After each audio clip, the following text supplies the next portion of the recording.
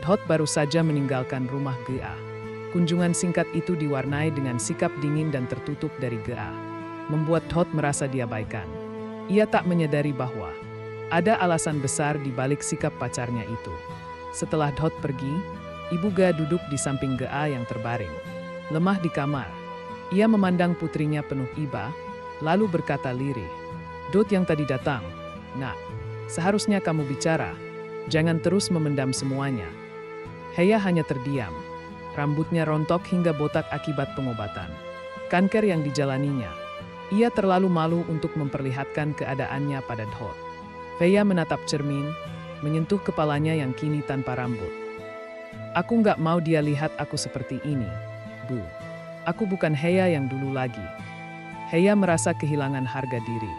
Ia takut Dot tak lagi mencintainya. Setelah melihat kondisi fisiknya yang drastis berubah, Dot pergi ke gardu tempat biasa nongkrong dengan geng 4G. Robbie, Kona, dan Prot.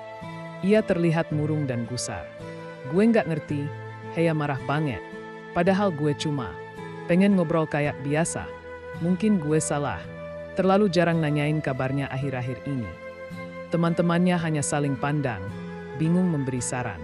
Mereka pun tak tahu apa yang sebenarnya terjadi pada Heya.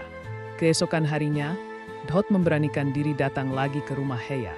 Kali ini, ia disambut langsung oleh Heya. Berdiri Heya dengan kepala botak, wajah pucat, tubuh kurus. "Dr. Paku." "Shock." "Heya, kamu kenapa?" "Aku sakit, Dot." "Sakit apa?" Hening sejenak. "Aku kena kanker. Stadium lanjut. Kata dokter, kalau nggak kuat, bisa." "Heya, jangan ngomong kayak gitu." Dot langsung memeluk Heya. Air matanya tak tertahan.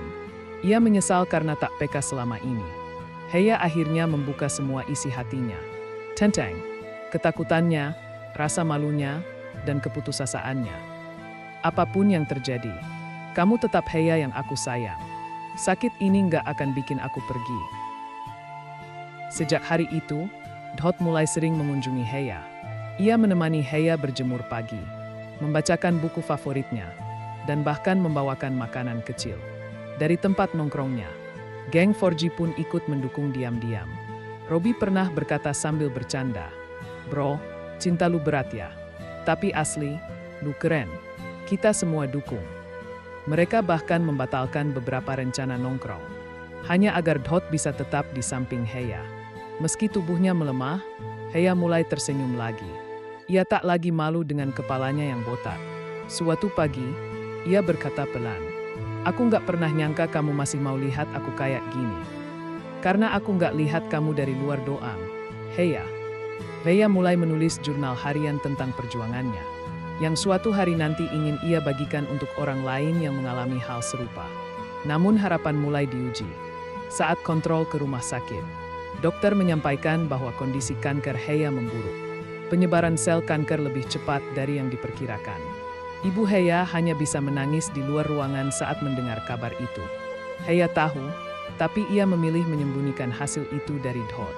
Ia tak ingin Dot bersedih lagi. Dot mulai merasa ada yang disembunyikan. Ia melihat Heya sering menahan sakit saat duduk, sering menggigit bibir, menahan tangis, dan malam hari sering tak bisa tidur. "Heya, kalau kamu sakit, jangan sembunyiin. Aku udah janji bakal nemenin kamu, apapun yang terjadi." Heya pun akhirnya menunjukkan hasil pemeriksaan terakhirnya. Dot membaca sambil bergetar. Ia memeluk Heya erat. "Kalau waktu kamu tinggal sedikit, ayo kita isi sama hal-hal paling bermakna." Heya dan Dot pun mulai membuat bucket list, daftar hal-hal yang ingin dilakukan bersama sebelum kondisi Heya semakin memburuk. 1. Piknik sederhana di taman yang dulu sering mereka datangi. 2. Menulis lagu bersama tentang harapan dan cinta. 3. Merekam video untuk masa depan. Heya ingin meninggalkan pesan untuk Dot dan orang-orang yang ia cintai. 4. Melihat matahari terbit di pantai. 5. Memaafkan diri sendiri dan mengucapkan terima kasih pada hidup. Mereka berdua menyelesaikan beberapa daftar itu. Wajah Heya tampak lebih hidup dari sebelumnya, meski tubuhnya semakin melemah. Beberapa minggu kemudian, kondisi Heya semakin kritis. Di rumah sakit, dengan napas yang mulai berat, Heya berbisik, Dot, makasih ya. Kamu bikin aku nggak takut lagi. Jangan ngomong kayak gitu. Aku di sini, Heya. Jangan lupa ya, senyum itu masih aku titipin ke kamu. Heya meninggal dunia dengan senyum di wajahnya. Dot memeluk tubuh lemah itu, menangis tanpa suara. Dot berdiri di tepi pantai, tempat terakhir mereka melihat matahari terbit. Heya, aku masih bawa senyum itu. Selamanya. Hari-hari setelah kepergian Heya menjadi masa paling sunyi dalam hidup Dot. Ia jarang ke gardu, sering menyendiri, dan tidak banyak bicara. Geng 4G melihat perubahan besar itu. Robi pernah berkata, Dot bukan Dot yang dulu, tapi kayaknya dia lagi belajar jadi Dot yang lebih kuat. Dot sering kembali ke tempat-tempat yang pernah mereka kunjungi berdua, taman, tempat beli es krim favorit Heya. Bahkan pantai tempat mereka melihat matahari terbit terakhir kali.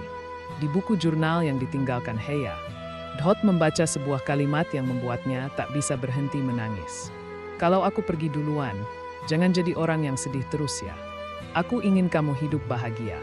Sebahagia saat kamu duduk di sebelahku, ketawa kayak anak kecil. Beberapa hari setelah pemakaman, Ibu Heya memberikan sebuah kotak kecil pada Dot. Di dalamnya ada sebuah video yang direkam Heya sendiri, foto-foto masa kecil Heya, sebuah syal merah kesukaan Heya, surat yang belum sempat dikirimkan. Dot memutar video itu di kamarnya. Ga, dengan senyum lembut dan kepala botak, berkata, Hai Dot, kalau kamu nonton ini, berarti aku udah nggak ada, ya? Tapi jangan sedih, aku bahagia kok, karena kamu pernah jadi bagian dari hidup aku yang singkat ini. Kamu harus terus hidup, ya? Jangan jadi batu. Jangan keras kepala. Dan jangan berhenti bermimpi.